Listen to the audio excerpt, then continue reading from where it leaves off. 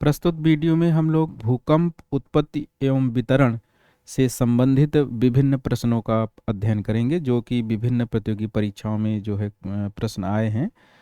अ, और इसमें जो है हल करने से पहले हम 2 मिनट जो है थोड़ा सा कंसेप्ट जो है देख लेते हैं भूकंपीय तरंगों का। तो उससे जो है फिर हमें जो है ये क्वेश्चन हल करने में आसानी होंगे।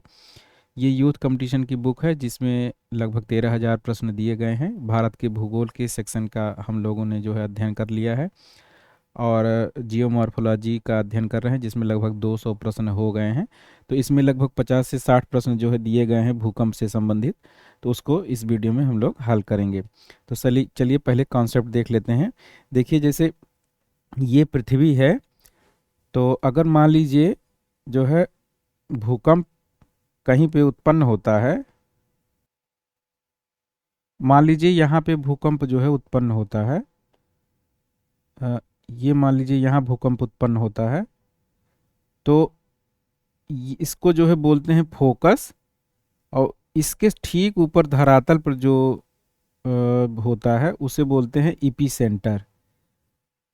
तो इपी सेंटर और फोकस, जहाँ से जो है भूकंप का जनन होता है, जहाँ चट्टाने ऊपर नीचे या किसी प्रकार से जो है भूकंप का जनन होता है, तो उसको बोलते हैं फोकस। ये हो गया फोकस। और इसके जस्ट ऊपर जो है, जहाँ सबसे पहले भूकंपीय तरंगे पहुंचेंगी, उसे बोलते हैं अधिकेंद्र या इपीसेंटर। ये चीज़ हो गया। अब जो है भूकंपीय तरंगे जो हैं दो प्रकार की होती हैं। एक होती हैं बॉडी वेव और दूसरी होती हैं सरफेस वेव। तो जो बॉडी वेव होती है, जिसे कहते हैं जो है भूगर्भिक तरंगे या बॉडी वेव। और सरफेस जो है क्या होती हैं, धरातलीय तरंगे होती हैं। और बॉडी वेव और जो है विभिन्न चट्टानों के इनके आपस में जो है क्रिया के कारण जो है बॉडी वेव से ही सरफेस वेव का निर्माण होता है। तो सरफेस वेव जो होती हैं, इसे जो है कहते हैं यल वेव, या जैसे सरफेस वेव जैसे मान लीजिए होती है ये। तो ये जो है सरफेस वेव बहुत विनाशकारी होती है। और पी और एस तरंगे जो है बॉडी वेव, जो प्राथमिक तरंगे हैं उसे पी बोलते हैं, और दूसरी को जो है एस बोलते हैं। इनके बारे में 2 मिनट जो है संक्षेप में देख लेते हैं। जो पी वेव होती हैं, जो जो पी वेव है, ये जो है ये तीनों जो है अवस्थाओं में, ठोस, द्रव, गैस, ये तीनों अवस्था में जो है ये चल सकती हैं।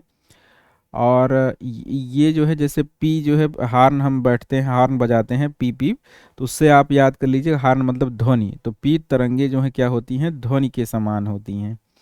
पी तरंगे क्या होती हैं, ध्वनि के समान होती है। मतलब ये ट्रेवल करती हैं कैसे, ऐसे ऐसे ऐसे।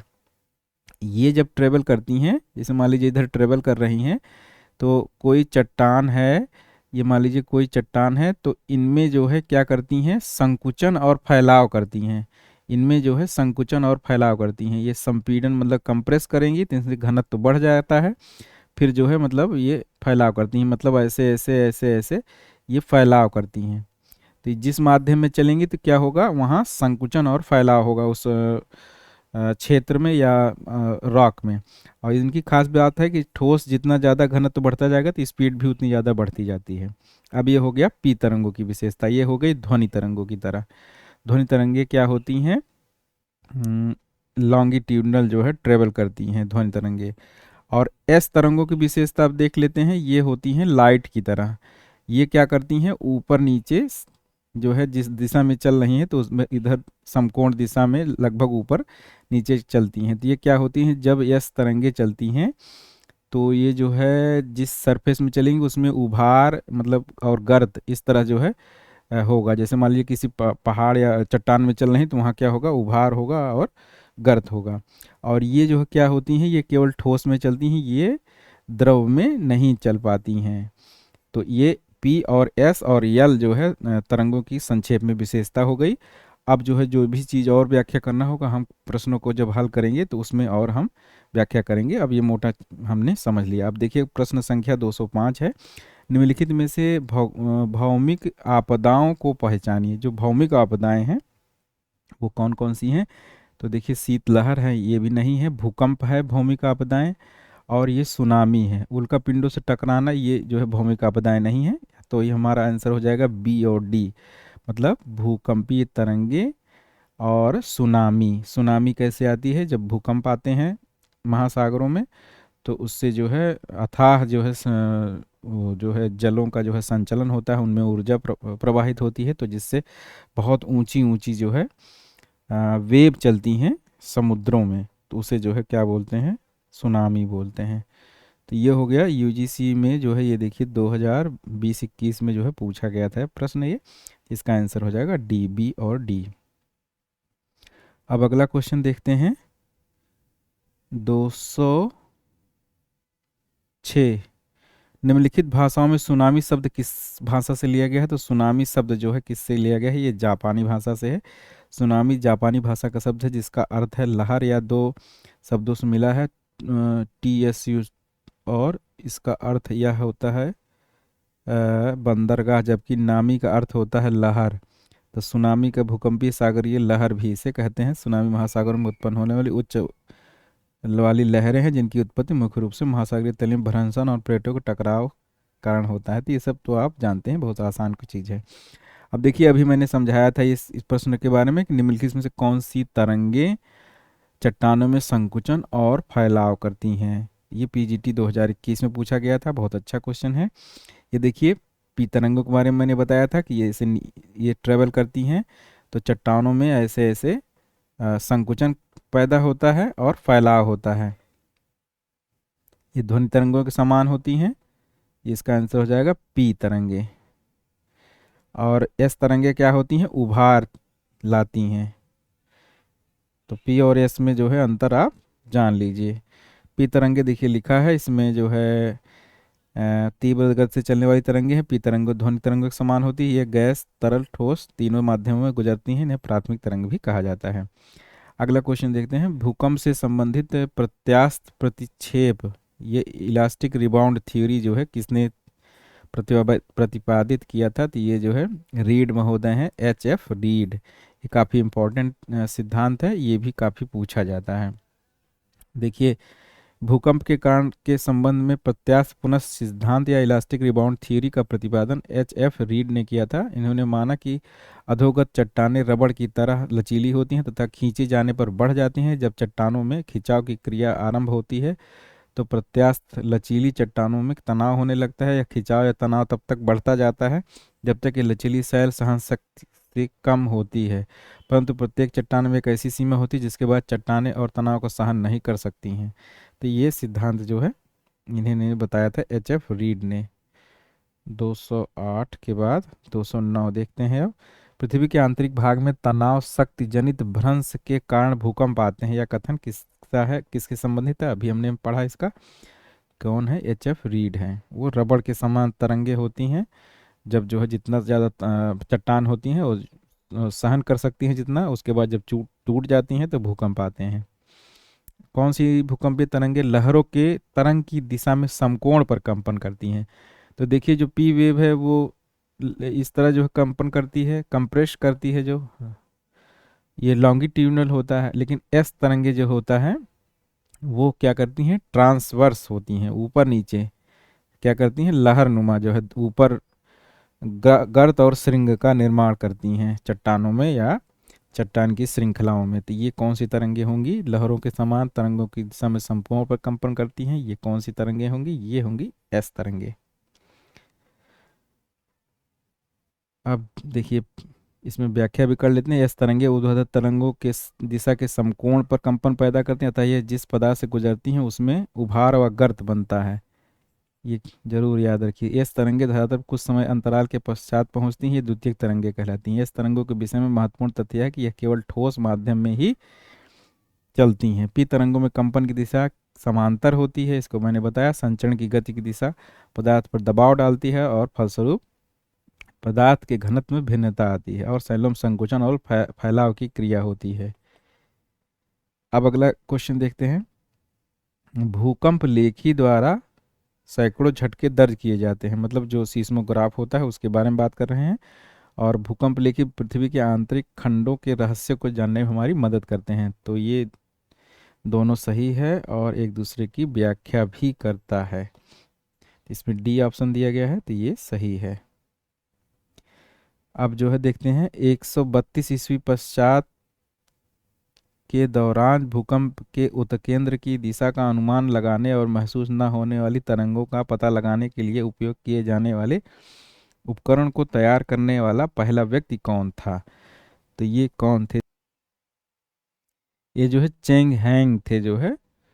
तो इनके बारे में व्याख्या कर लेते हैं तो आपको और समझ में आ जाएगा। देखिए इसमें दिया गया है, हान काल में चींग चंग हेंग नामक ज्योतिषी एवं वैज्ञानिक ने सन 132 ईसा पश्चात के दौरान भूकंप के उत्केंद्र की दिशा का अनुमान लगाने और महसूस न होने वाली तरंगों का पता लगाने के लिए उपयोग किए जाने वाले उपकरण, विश्व के प्रथम भूकंप सूचक यंत्र का आविष्कार किया था। चांग हेंग ने वृत्त की परिधि को वृत्त का 3.16 गुना बताया, जिसे बाद में ली हुई ने 3.14 बताया।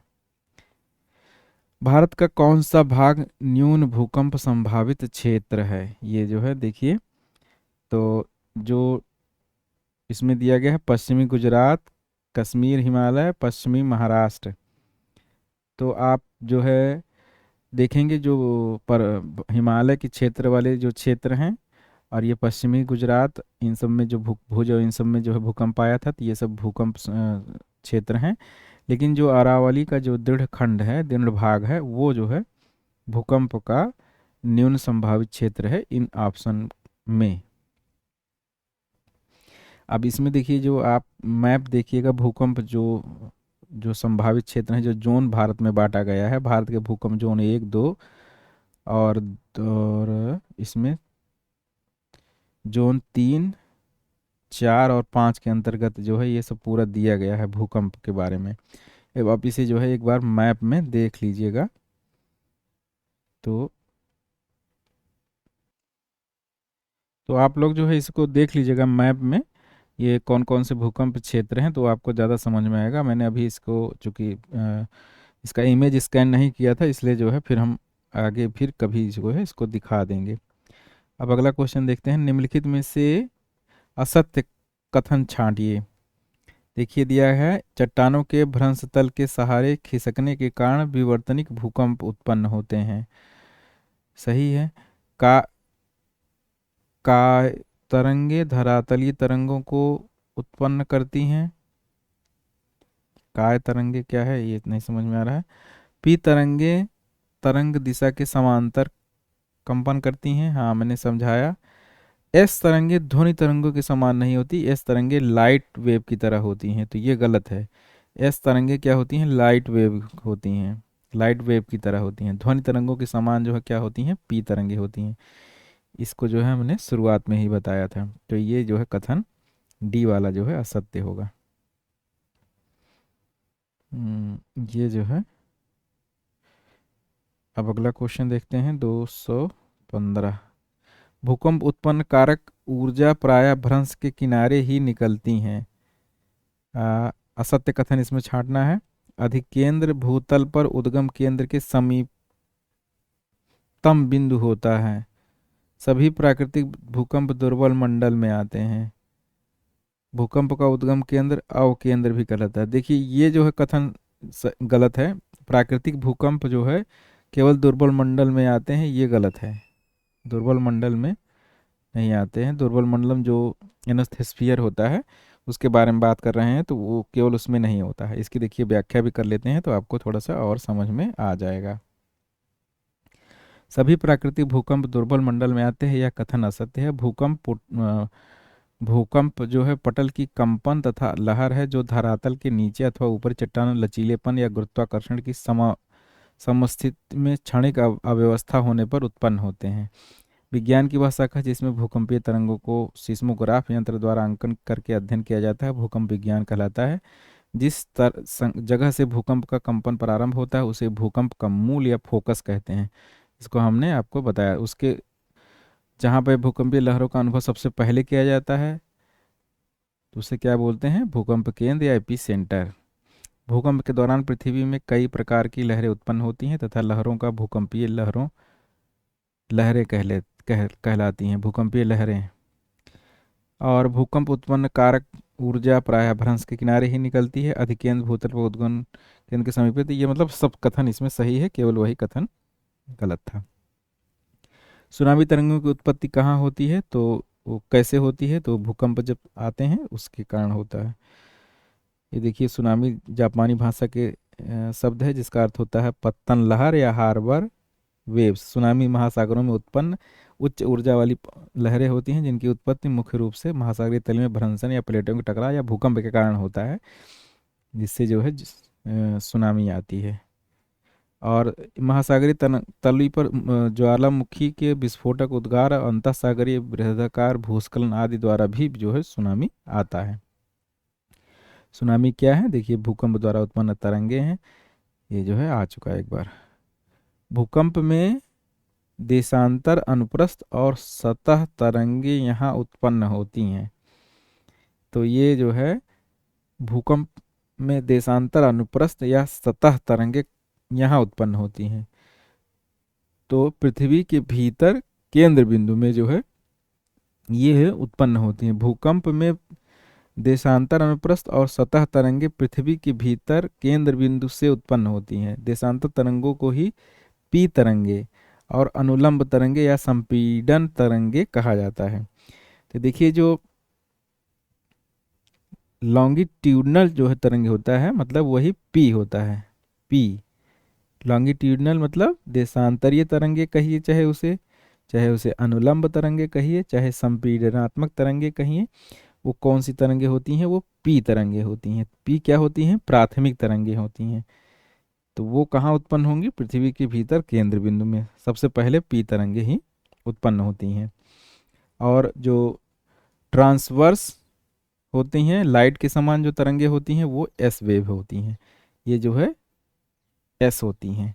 देखिए, यही बार बार क्वेश्चन घुमा फिरा के आपको पूछा जाएगा। जो मैंने शुरुआत में 2 मिनट बता दिया कॉन्सेप्ट, वही बार बार देखिए पूछा जा रहा है। 219 अब देखते हैं। अभी देखिए फैक्ट है ये, शक्तिशाली 6 और 7th, और ये जो है ये शक्तिशाली जो है वो दिया गया है, ये सबिन सिंह की किताब में दिया गया है, तो इसको आप लोग मिला लीजिएगा। ये शक्तिशाली 4.9 से 5.5 रिक्टर पैमाने पर होते हैं। ये जो विध्वंस होता है 7वें क्रम का, वो 6.2 होता है। फिर 10वें क्रम का होता है 7.78 से 8 से जो है 8.1 से अधिक रिक्टर पैमाने पर जो भूकंप आता है वो 7वां पर प्रलयंकारी जो है भूकंप होता है। अभी यूजीसी में इस तरह के क्वेश्चन भी कभी कभी पूछ लेते हैं, तो आप इसको गैस करके भी सही कर सकते हैं। भूकंप के दौरान लहरों के ऊपरी भाग का वेग और घनत्व में वृद्धि साथ साथ डैश जो इससे गुजरने वाली वस्तु को आगे नहीं बढ़ाएगा। तो इसमें देखिए जो है क्या फिल किया जाएगा, इसमें होगा बढ़ेगा। आप जैसे इसको देख लेते हैं कैसे क्या फिल किया जाएगा। इसमें देखिए यही चीज़ है, ये भूकंप के दौरान लहरों के ऊपरी भाग का वेग घनत्व में वृद्धि के साथ साथ बढ़ेगा जो इससे गुजरने वाली वस्तु के आगे बढ़ाएगी। मतलब यही बढ़ेगा जो है इसमें भरा जाएगा। तो जो पी वेव होते हैं, जैसे उनमें क्या होता है, जैसे घनत्व जैसे जैसे बढ़ता जाता है तो वेग भी जो है वेग बढ़ जाता है। जैसे जैसे घनत्व में वृद्धि होती है वेग भी उनका बढ़ जाता है। भूकंपीय तरंगों मुख्य रूप से 3 प्रकार की होती हैं जिन्हें PSSL वेव के नाम से जाना जाता है। ये सिर्फ देखिए पूरी चीज़ यही दिया गया है। प्राथमिक तरंगे कहते हैं, ये सब चीज़ें मैंने अभी सब इसके पहले सब चीज़ मैंने बता दिया है, इसमें कोई नई चीज़ नहीं है। देखिए अल्लाह बांध का निर्माण हुआ, ये जो है क्या हुआ था कि भूकंप के कारण हुआ था। ये अल्लाह बांध जो है, अल्लाह बांध का निर्माण जो है किस कारण हुआ था, भूकंप के द्वारा हुआ था। और ये गुजरात क्षेत्र में है, 1819 ईस्वी में आया था ये गुजरात क्षेत्र में। अल्लाह बांध जो है ये काफ़ी इम्पोर्टेंट है, ये कई जगह पूछा जाता है। ये भूकंप द्वारा बना था और ये कहाँ पे है, ये गुजरात में है 1819 ईस्वी में। निम्नलिखित में से निम्नलिखित में से कौन पी भूकंपीय तरंगों की छाया कटिबद्ध को प्रदर्शित करता है? तो देखिए इसको जो है हम एक फिगर में देख लेते हैं। इसके पहले हमने जो है इसको फिगर बताया था आपको लोगों को, जब पृथ्वी के आंतरिक भाग का अध्ययन कर रहे थे। देखिए ये जो है ये एस वेव का साइडो क्षेत्र है। 105 डिग्री से 105 तक इन क्षेत्र में जो है एस वेव नहीं आती। जैसे यहाँ से चली तो ये जो है यहाँ चली जाती हैं, यहाँ इसके अंदर प्रवेश नहीं कर पाती हैं। ये जो है ये निकलती हैं, यहाँ से होती हुई यहाँ निकलती हैं। तो ये 105 से 105 इस क्षेत्र में जो है भूकंपीय तरंगें जो है एस वेव नहीं पाई जाएंगी। लेकिन वहीं पे पी वेव जो है क्या होता है कि यहाँ 105 पे तो निकलेंगी ही, उसके अलावा कुछ तरंगे जो है इसमें कोर में प्रवेश कर जाएंगी, वो फिर जो है अपवर्तित होकर के 140 पे निकलेंगी। तो जो 105 से 140 तक होता है वो पी वेव साइडो जोन होता है। यहाँ पे पी तरंगे नहीं पाई जाती हैं दोनों साइड में। और एस वेव में क्या होता है 105 से 105 तक होता है। ये जो यहाँ पे 140 से 140 तक ये जो तरंगे पाई जा रही हैं पी वेव पाई जाती हैं, इसमें केवल पी वेव पाई जाती हैं। और यस वेव जबकि यहाँ से यहाँ तक पूरे में नहीं पाई जाती हैं 105 से 105 तक। तो ये क्वेश्चन में यही पूछ रहे हैं 105 से 145 तक जो है पी वेव है। 105 से 145 या 140 लगभग ये हो जाएगा पी वेव। यही ये क्वेश्चन में पूछा जा रहा है। अब बाकी व्याख्या जो है देखिए सब चीज़ वही पुराना जो हमने बताया वही चीज़ फिर से सब दिया गया है। अब 222 हो गया। अब अगला क्वेश्चन देखते हैं। भूकंप की कौन सी तरंगे तरल माध्यम से गुजरने के दौरान अपवर्तित हो जाती हैं? तो देखिए पी तरंगे हैं ये, क्योंकि एस तरंगे जो है द्रव में चलती ही नहीं है। पी तरंगे क्या होती हैं वो अपवर्तित हो जाती हैं, जैसे ध्वनि तरंगे होती हैं उसी प्रकार ये चलती हैं। जैसे अपवर्तन होता है पानी में, उसी प्रकार जो है पी तरंगों का अपवर्तन होता है। एस तरंगे द्रव में नहीं चल पाती हैं। और पी तरंगे में क्या होता है कि जब द्रव में जाती हैं तो इनका वेग जो है कम हो जाता है, इसलिए अपवर्तन होता है। और जैसे जैसे घनत्व बढ़ता जाता है तो इनका वेग भी बढ़ता रहता है। यही चीज़ है, तीनों माध्यम से होकर गुजरती हैं, इन्हें प्राथमिक तरंगे कहते हैं पी वेव को। एस को तरल विलुप्त हो जाती है, तरल में चलती ही नहीं है। अब देखिए वही बार बार हर चीज़ क्वेश्चन जो है पूछा जा रहा है। अब आप इतना क्वेश्चन सॉल्व कर लेंगे तो भूकंप से कोई भी क्वेश्चन आएगा तो आपका गलत नहीं होगा, चाहे जिस परीक्षा में आएगा। भूकंप की तीव्रता मापने के लिए हम डैश का प्रयोग करते हैं तीव्रता नापने के लिए। मर्केली पैमाना, रिक्टर पैमाना, बैरोमीटर दोनों। तो भूकंप की तीव्रता मापने के लिए हम मर्केली स्केल का प्रयोग करते हैं। यह मापक गुणात्मक है, परिणात्मक नहीं। यह मापक इंद्रियों द्वारा प्राप्त अनुभव, विनाशकारी प्रभाव आदि के आधार पर विकसित किया गया है। इसको आयोग ने ए आंसर माना था। वैसे दोनों हो सकता है, लेकिन जो आयोग ने माना था ए माना था। भूकंप का भूकंपीय केंद्र स्थित होता है। एक भूकंप का भूकंपीय केंद्र स्थित होता है ये अधिकेंद्र के 90 अंश पर। भूकंप केंद्र के ठीक ऊपर पृथ्वी के सतह पर स्थित भूकंप केंद्र को अधिकेंद्र कहते हैं। इपीसेंटर के बारे में जो मैंने बताया था वही चीज़ फिर से ये पूछ रहे हैं। 90 अंश पर पाया जाता है। जैसे यहाँ पे भूकंप उत्पन्न हुआ तो यहाँ से आप जोड़ लीजिए, यहाँ से भूकंप हो गया फोकस, और इसके 90 अंश पे क्या हो गया, ये हो गया अधिकेंद्र। ये फोकस हो गया और ये है इपीसेंटर हो गया। यही ये जो है पूछा जा रहा है। अब अगला क्वेश्चन देखते हैं। देशांतर या संपीडनीय भूकंपीय तरंगों किस नाम से जानते हैं? तो लॉन्गिट्यूडनल जो होती हैं वो पी वेव होती हैं, इसके बारे में भी मैंने आपको बताया।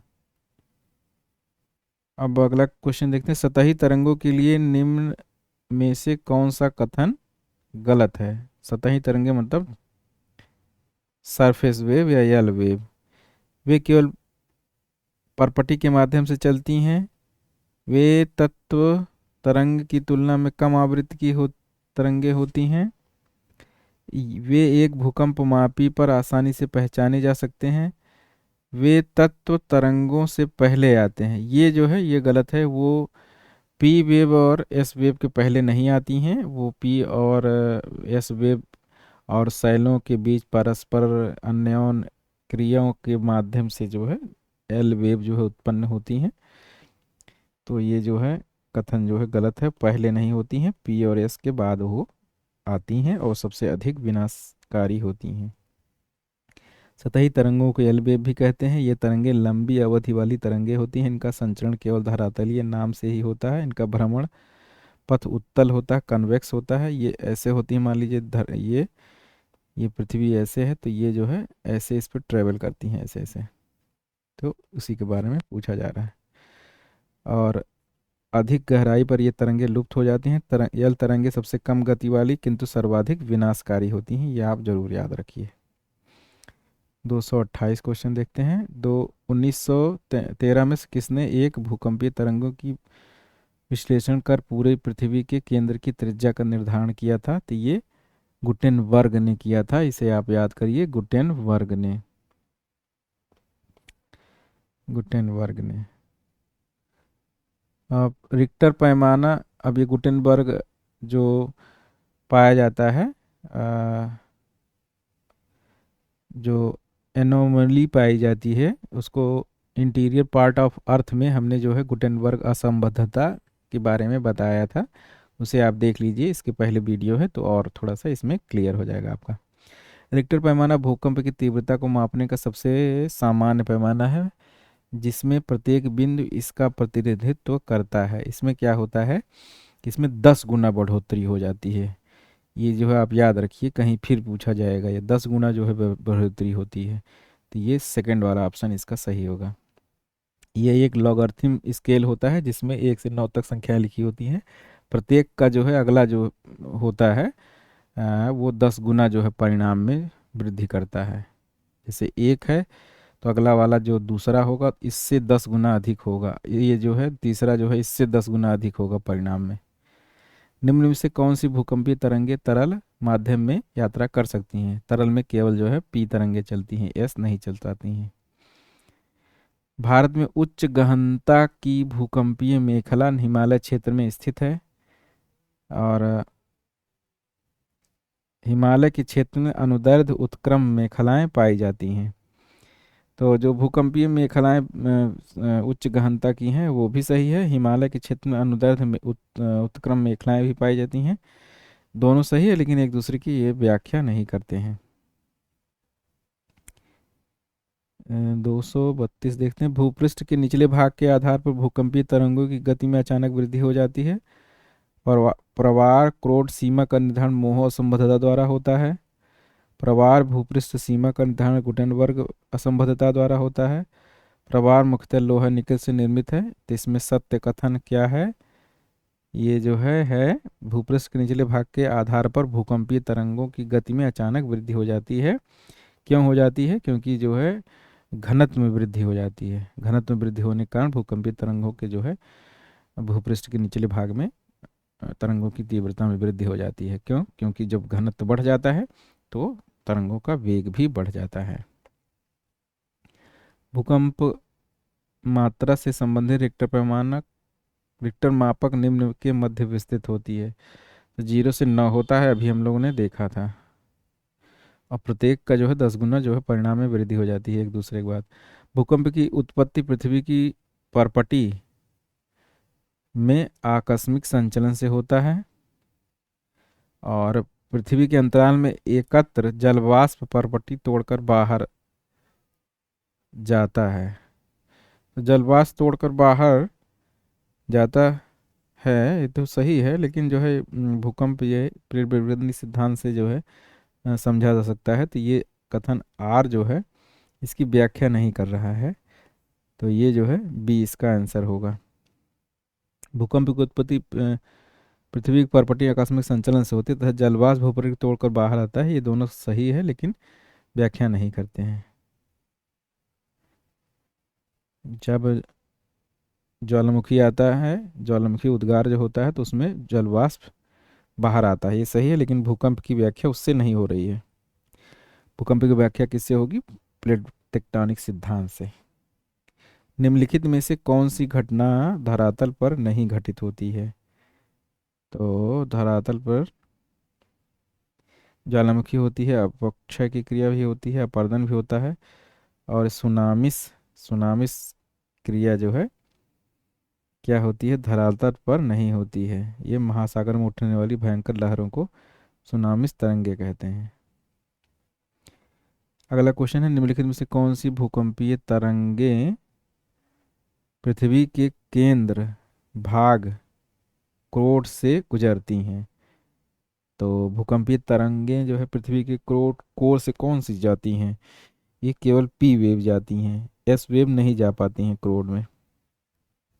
पी वेव जाती हैं, लेकिन इनका वेग भी जो है विवर्तन हो जाता है, जो छाया क्षेत्र मिलता है क्रोड के कारण ही एस का छाया क्षेत्र मिलता है 105 से 105, और जो पी वेव का छाया क्षेत्र मिलता है पी 105 से 140 से 145 तक। तो ये हो जाएगा इसका आंसर पी।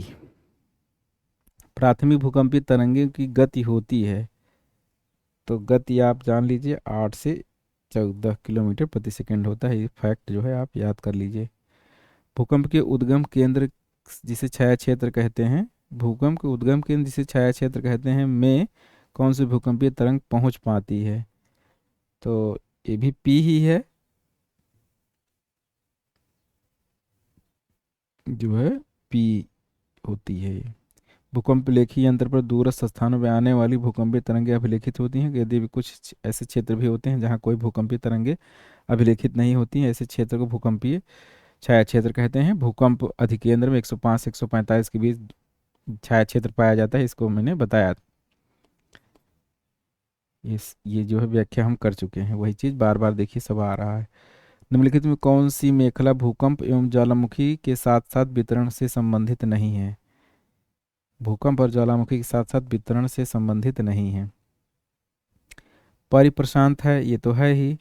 पूर्वी अफ्रीका मेखला ये नहीं है। मध्य महाद्वीपीय मेखला ये है। मध्य अटलांटिक मेखला ये भी है। तो हमारा आंसर हो जाएगा पूर्वी अफ्रीकी मेखला। सर्वाधिक भूकंप पृथ्वी के किस भाग में आते हैं? तो ये जो है सुदूर पूर्व या पूर्वी एशिया में, जहाँ जापान के क्षेत्र में जो है, जापान जहाँ है उन क्षेत्रों में सबसे ज़्यादा भूकंप आते हैं। भूकंप कौन सा संचरण है? भूकंप कौन सा संचरण है? तो भूकंप है आकस्मिक संचरण है, आकस्मिक सडन संचरण है। भूकंप की उत्पत्ति बिंदु को कहा जाता है फोकस कहते हैं, ये भी बताया जा चुका है। स्थान जहां भूकंपीय घटना का सर्वप्रथम अनुभव किया जाता है वो भी है, देखिए फोकस के ऊपर जस्ट जो होता है सबसे पहले जहां अनुभव किया जाता है एपी सेंटर होता है, तो क्या है? अधिकेंद्र है वो। भूकंप जनित सागरीय लहरों को जाना जाता है सुनामी, ये भी पढ़ चुके। परिप्रशांत महासागरीय पेटी वितरण से संबंधित है, तो ये क्या है? भूकंप है और ज्वालामुखी दोनों है। निम्नलिखित में से सर्वाधिक भूकंप किस क्षेत्र में आते हैं? देखिए फिर वही पूछा है, परिप्रशांत महासागरीय क्षेत्र 246 हो गया। और भारतीय मौसम विज्ञान विभाग आईएमडी ने भारत को कितने भूकंपीय अंचलों में विभक्त किया था? तो ये जो है 4 में है, 4 में विभक्त किया है। निम्नलिखित में से कौन सी भूकंपीय तरंगे सर्वाधिक विनाशकारी हैं? तो यल है, ये भी कितनी बार बताया जा चुका है। भूकंप का सर्वाधिक प्रभाव होता है तो अधिकेंद्र पर सबसे पहले फोकस होता है, फोकस के जस्ट ऊपर जो है सबसे पहले एपिसेंटर होता है, वहाँ पे सबसे पहले अनुभव किया जाता है और सर्वाधिक प्रभाव भी वहीं पे होता है। सुनामी लहरें अधिक सक्रिय रहती हैं, तो ये जो है पश्चिमी प्रशांत महासागर में सबसे अधिक सक्रिय रहती हैं, जहाँ ज़्यादा जो है गहराई होगी और खुलापन होगा, जहाँ ज़्यादा सागर जल होगा वहीं पे होगा। भूकंपीय भूकंप के प्रभाव से सागरीय लहरों से उत्पन्न होने वाली काफ़ी ऊंची तथा तीव्र गति वाली लहरों को सुनामी कहा जाता है। सुनामी आमतौर पर प्रशांत महासागर तट पर, जिसमें अलास्का, जापान, फिलीपाइन दक्षिण पूर्व एशिया के दूसरे द्वीप इंडोनेशिया, मलेशिया, हिंद महासागर, म्यांमार, ये सब होते हैं। इन सब क्षेत्रों में सबसे ज़्यादा आते हैं। भूकंप की प्रबलता मापी जाती है रिक्टर पैमाने पर। निम्नलिखित में से किसे रिक्टर पैमाने रिक्टर मापनी का मापा जाता है? तो ये भी देखिए बहुत आसान क्वेश्चन, भूकंप की तीव्रता। निम्नलिखित नगरों को संभावित भूकंपीय तीव्रता के आधार पर बढ़ते क्रम में व्यवस्थित कीजिए। तो अब ये देखिए मैप देखेंगे कौन सा क्षेत्र जो है सबसे अधिक जो है तीव्रता के क्षेत्र में है। तो देखिए सबसे कम जो है खतरा जो है किसको है? हैदराबाद, चेन्नई, फिर लखनऊ, फिर दिल्ली। जैसे जैसे आप हिमालय के क्षेत्रों में बढ़ते जाएंगे भूकंपीय जोन जो है आने का या भूकंप आने का खतरा सबसे ज़्यादा होता है। जो हैदराबाद है वो प्रायद्वीपीय भारत का दृढ़ क्षेत्र है, वो सबसे कम जो है खतरनाक है। उसके बाद फिर आप और आगे बढ़ेंगे, फिर ये चेन्नई है, फिर लखनऊ है, ये काफ़ी करीब है जो है हिमालय क्षेत्र से, और दिल्ली जो है काफ़ी और करीब हो जाता है हिमालय क्षेत्र से। तो दिल्ली सबसे ज़्यादा खतरनाक है। वैसे जो है दिल्ली में जो है यमुना भ्रंश और ये सब जो है भ्रंश पाए जाते हैं, जिसके कारण भी भूकंप आते हैं। अब ये भूकंप का जो है प्रश्न जो है हो गया इस बुक से, और इस बुक को आप खरीदना चाहें तो हम नीचे लिंक दे दिए हैं डिस्क्रिप्शन में, आप उससे खरीद सकते हैं। अब ये महाद्वीपों एवं महासागरों का वितरण और ये प्लेट टेक्टोनिक सिद्धांत, ये सब क्वेश्चन जो है अगले वीडियो में हम जो है हल करेंगे व्याख्या के साथ। इसमें भूकंप से संबंधित इतने ही प्रश्न थे, और इसके अलावा अभी कई बुक हैं जो भूकंप से या फिजिकल ज्योग्राफी के क्वेश्चन जो है उसको सॉल्व करेंगे, वो फिर अगले वीडियो में करेंगे।